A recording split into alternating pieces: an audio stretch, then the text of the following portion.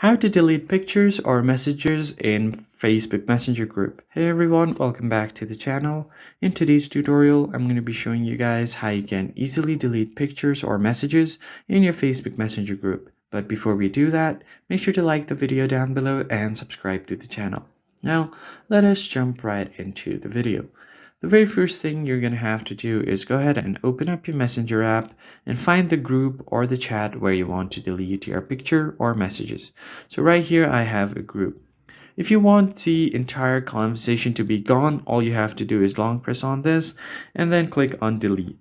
And once you tap on delete, you'll be able to delete the entire chat or the conversation from the group from your inbox. But if you just want to delete a picture that you've sent on the chat, you just have to hold on to the picture, tap on more option, and then tap on delete. And then if you want to delete it from you only, you can do that. Or if you want to delete it for everyone, you can just tap on it. But it shows that you've deleted a message and people will know that you've deleted something. And that is how you can delete pictures from Facebook Messenger on both sides. I hope you found this tutorial helpful. I'll see you guys on the next video. Thanks for watching.